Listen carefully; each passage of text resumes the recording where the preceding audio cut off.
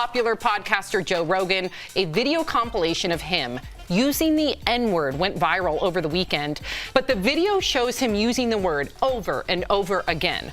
I think his apology was like, I'm sorry, but I'm sorry, explain the context, and really it just should be, I was wrong. He did this on multiple occasions, over 12 years, 13 years, it doesn't matter. Like, why are you saying it? In those same episodes, he's saying that he knew it's not a word that's supposed to be used by his community, but he still continued to do so. What does it take? Like, how many different times do you have to say something that's offensive or use a racial slur to be deemed racist? Because you could be a nice person and also still be racist.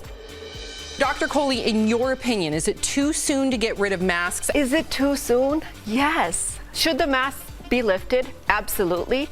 Not today. Come spring, I feel like people are going to be done with this. You can't decide when you're going to be done with this, Jeff. The virus decides when we're done with this. The control of the infection tells us when it's time. Joseph Bayana, I did not say that right. Even the producers literally told me how to say it. Bayana? Bayana? Huh? Is it Bayana? Bayana. They actually told me how to do it, so that's my fault, not the producers. Is revealing the moment he and the rest of the world found out that Arnold Schwarzenegger was his dad. I think the way that he came into the public eye was very tragic. Yes. But I gotta tell you, Joey is winning. Yeah. He grew into that face. He is looking good. Yep. Like, he is probably going to be the legacy carrier of Arnold Schwarzenegger, not to take from his other children, but I'm just saying.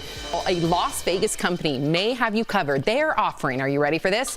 A Mile High Club flight to take your love to all new heights. I think the allure, if you will, of the Mile High Club had to do with the idea of sneaking to do it.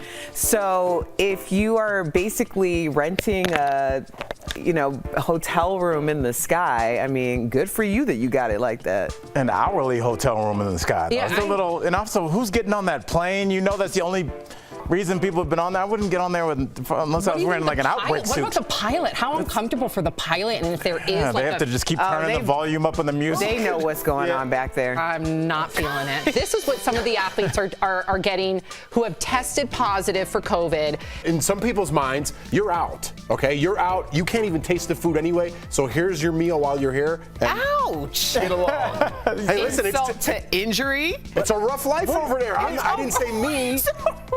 What do you think? What do you think I'm talking about? I think we're on two different pages. Yeah, I would just think that there'd be some greens or like some broccoli or something, because I would think as an athlete, when your body runs like that, there would look like there was some lamb chops, some random potatoes. Yeah. I would think that you would need like a specific But meal. you're out. You're not playing. You're not competing anymore. You have COVID. They don't care.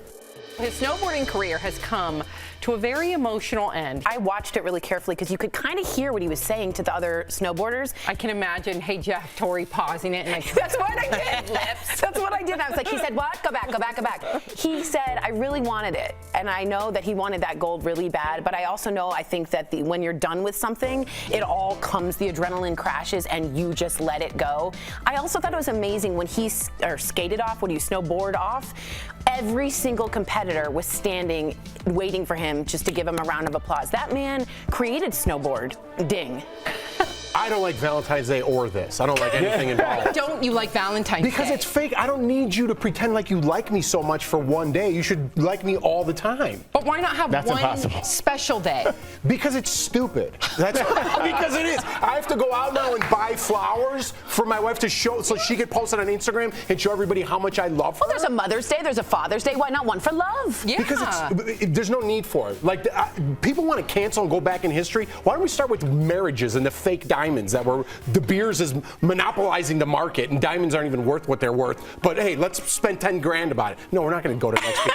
We're going to stand here because we're being bamboozled by the diamond market, and we're being bamboozled by whoever made up Valentine's Day to put a surge into the economy. I'm not doing it, even though I am going to do it because then I look like now a jerk. you definitely have to do it. Wow. We're going to take a turn here to something a little lighter. The Super Bowl is less than a week away, and already we're starting to see some of the big buck commercials. What's that? The expensive commercials. Yes. Oh, big bucks. Yeah. Like moolah. Gotcha. Moolah. Big old bucks. What? Leave me alone. Who says that? Stop it.